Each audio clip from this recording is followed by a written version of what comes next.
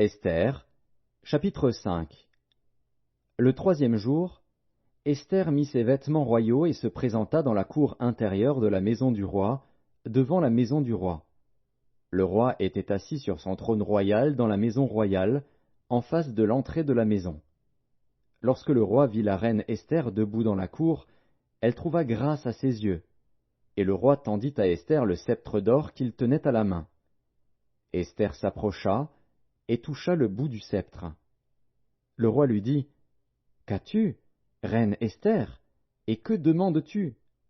Quand ce serait la moitié du royaume, elle te serait donnée. » Esther répondit, « Si le roi le trouve bon, que le roi vienne aujourd'hui avec Aman au festin que je lui ai préparé. » Et le roi dit, « Allez tout de suite chercher Aman, comme le désire Esther. » Le roi se rendit avec Aman au festin qu'avait préparé Esther. Et pendant qu'on buvait le vin, le roi dit à Esther, « Quelle est ta demande? Elle te sera accordée. Que désires-tu? Quand ce serait la moitié du royaume, tu l'obtiendras. » Esther répondit, « Voici ce que je demande et ce que je désire. Si j'ai trouvé grâce aux yeux du roi, et s'il plaît au roi d'accorder ma demande et de satisfaire mon désir, que le roi vienne avec Aman au festin que je leur préparerai, et demain je donnerai réponse au roi selon son ordre. » Aman sortit ce jour-là, joyeux et le cœur content.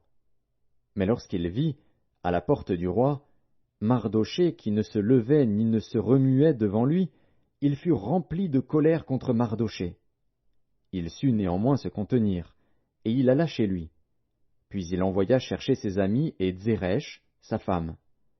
Aman leur parla de la magnificence de ses richesses, du nombre de ses fils, de tout ce qu'avait fait le roi pour l'élever en dignité, et du rang qu'il lui avait donné au-dessus des chefs et des serviteurs du roi. Et il ajouta, « Je suis même le seul que la reine Esther ait admis avec le roi au festin qu'elle a fait, et je suis encore invité pour demain chez elle avec le roi. Mais tout cela n'est d'aucun prix pour moi aussi longtemps que je verrai Mardochée, le juif, assis à la porte du roi. » Zeresh, sa femme, et tous ses amis lui dirent, « Qu'on prépare un bois haut de 50 coudées, et demain matin demande au roi qu'on y pende Mardochée.